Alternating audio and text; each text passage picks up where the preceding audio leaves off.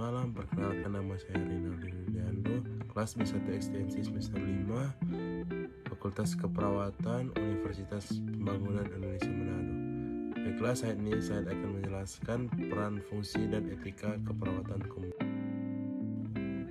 Peran perawat dalam keperawatan komunitas. Peran adalah tingkah laku yang diharapkan oleh seseorang terhadap orang lain, dalam hal ini perawat, untuk memberikan asuhan keperawatan, melakukan pembelaan pada klien sebagai pendidik tenaga perawat dan masyarakat, koordinator dalam pelayanan pasien, kolaborator dalam membina kerjasama dengan profesi lain dan sejawat, konsultan pada tenaga kerja dan pasien, pembaruan sistem, metodologi, dan sikap. Peran perawat adalah sebagai pelaksana pelayanan keperawatan, pengelola pelayanan keperawatan dan institusi pendidikan, sebagai pendidik dalam keperawatan, peneliti, dan pengembang keperawatan.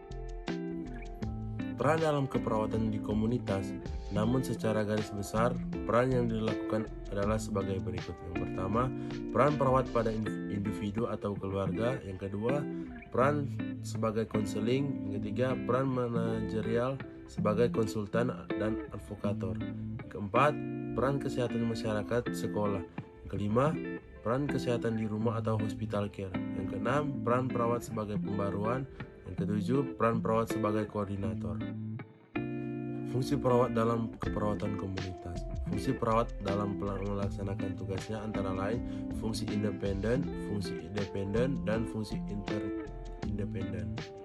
Pertama, fungsi independen, yaitu fungsi di mana perawat melaksanakan perannya secara sendiri, tidak tergantung pada orang lain atau tim kesehatan lainnya.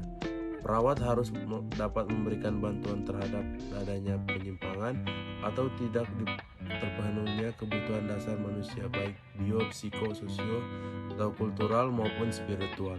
Yang kedua, fungsi independen. Kegiatan ini dilakukan dan dilaksanakan oleh seorang perawat atau instruksi dari tim kesehatan lainnya. Yang ketiga, fungsi interdependen.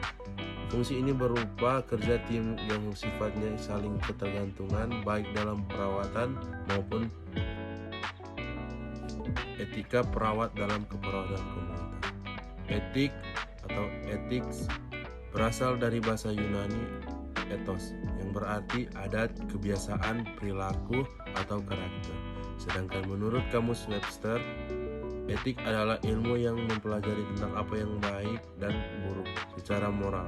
Dari pengertian di atas dapat disimpulkan bahwa etika adalah ilmu tentang kesusilaan yang menentukan bagaimana harusnya manusiawi hidup di dalam masyarakat, yang mengangkut aturan-aturan atau prinsip-prinsip yang menentukan tingkah laku yang benar, yaitu baik. Etika keperawatan kesehatan komunitas adalah etika pengambilan keputusan berdasarkan moral, pengetahuan tentang hak klien dan tanggung jawab profesi. Hak klien atas kesehatan merupakan hak yang bersifat alami, di mana tiap masyarakat berhak memperoleh derajat kesehatan seoptimal mungkin. Hak atas pelayanan kesehatan merupakan hak untuk mendapatkan pelayanan atas barang dan jasa kesehatan yang berupa: pertama, hak untuk mendapatkan pelayanan yang terhormat; kedua, memperoleh informasi pengobatan yang lengkap; yang ketiga, informasi untuk suatu persetujuan; yang keempat, minta dilayani; yang kelima, penolakan partisipasi riset; keenam, kesinambungan pelayanan; yang ketujuh, informasi tentang peraturan-peraturan. Adapun 8 kode etik dalam keperawatan. Yang pertama, otonomi atau autonomi. Prinsip otonomi didasarkan pada keyakinan bahwa individu mampu berpikir logis dan mampu membuat keputusan sendiri. Orang dewasa dianggap kompeten dan memiliki kekuatan membuat sendiri, memilih, dan memiliki berbagai keputusan atau pilihan yang harus dihargai oleh orang lain. Yang kedua, berbuat baik atau beneficence. Beneficence berarti hanya melakukan sesuatu yang baik. Kebaikan memerlukan pencegahan dari kesalahan atau kejahatan, penghapusan kesalahan atau kejahatan, dan peningkatan kebaikan oleh diri dan orang lain. Terkadang dalam situasi pelayanan kesehatan terjadi konflik antara prinsip ini dengan otonomi. Yang ketiga, prinsip atau justice. Yang ketiga, keadilan atau justice. Prinsip keadilan dibutuhkan untuk tercapai yang sama dan adil terhadap orang lain, menjunjung prinsip-prinsip moral, legal, dan kemanusiaan. Nilai ini direfleksikan dalam praktek profesional ketika perawat bekerja untuk terapi yang benar sesuai hukum, standar praktek dan keyakinan yang benar untuk memperoleh kualitas pelayanan kesehatan. Yang keempat, tidak merugikan atau non-malevolence. Prinsip ini berarti tidak menimbulkan bahaya atau cedera fisik dan psikologis pada klien. Yang kelima, kejujuran atau veracity. Prinsip veracity berarti penuh dengan kebenaran.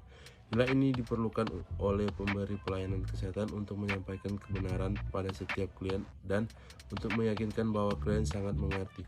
Prinsip veracity berhubungan dengan kemampuan seseorang untuk mengatakan kebenaran. Yang keenam, menepati janji atau fidelity. Prinsip fidelity dibutuhkan individu untuk menghargai janji dan komitmennya terhadap orang lain. Perawat setia pada komitmennya dan menepati janji serta menyimpan rahasia klien. Ketaatan kesetiaan adalah kewajiban seseorang untuk mempertahankan komitmen yang dibuatnya. Yang ketujuh, kerahasiaan atau confidentiality. Aturan dalam prinsip kerahasiaan adalah informasi tentang klien harus dijaga privasi klien. Segala sesuatu yang terhadap dalam dokumen catatan kesehatan klien hanya boleh dibaca dalam rangka pengobatan klien. Yang ke-8, akuntabilitas atau accountability. Akuntabilitas merupakan standar yang pasti bahwa tindakan seseorang profesional dapat dinilai dalam situasi yang tidak jelas atau tanpa terkejut. We care, we cure to the core. Selamat datang di Fakultas Keperawatan Universitas Pembangunan Indonesia Manado. Kampus asri dan elegan yang berdiri sejak tanggal 20 Januari tahun 2009, saat ini memiliki 2 program studi. Program studi ilmu keperawatan dengan gelar sarjana keperawatan dan program studi profesi nurse dengan gelar nurse. Menjadi nurse profesional adalah impian dan harapan banyak orang. Dengan visi menjadi program studi nurse yang menghasilkan nurse yang unggul, kompeten, dan profesional serta berdaya saing dalam bidang keperawatan gawat darurat pada tahun 2022. Kami memberi diri untuk mendidik perawat-perawat pemula dengan bekal ilmu, keterampilan, dan sikap profesional keperawatan tanpa memandang bulu.